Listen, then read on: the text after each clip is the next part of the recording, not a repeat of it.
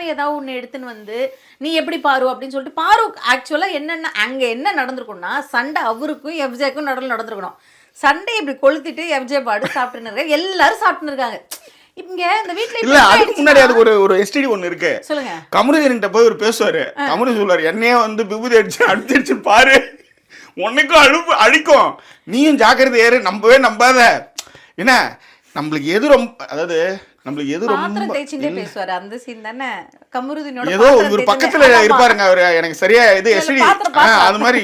ஆனா பண்ண சாப்பிட்ற டைம்ல ஏதோ ஒரு இடம் பின்னுடங்களை சொல்லுங்க, நிறைய வீடியோ கிளிப் பாக்குறதுனால பிரம்மாண்டமா இருந்தா கூட தெரியுமா, குட்டியா பாத்துட்டு இருக்குமா அதுல.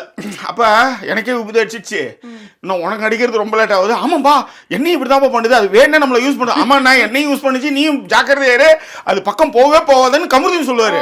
இவரு ஓகே, அதனுடைய எஃபெக்ட் தான் இங்க, புரியுதா? அதுதான் மேட்ரு.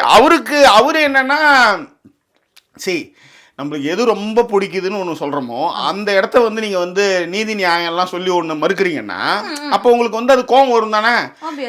நெய் எல்லாருக்கும் அதை போட்டுருக்கலாம்.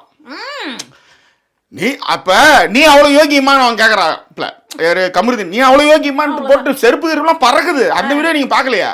இல்ல. ஐயோ அது வேற லெவல். அது காலம் கிட்ட உட்கார்ந்துருப்பாங்க அரோரா. அப்ப ஏதோ ஒண்ணு சொல்லி செருப்புலாம் பறந்து போய் விழுவாங்க, அந்த பக்கம் இந்த பக்கம் அப்படி போய் விழுன்னு வச்சுக்கலாம். அந்த மாதிரிலாம் நடந்து இதெல்லாம் ரொம்ப எலாபரேட்டா நான் போக விரும்பல. ஏன்னா இது அது அந்த நெய்க்கு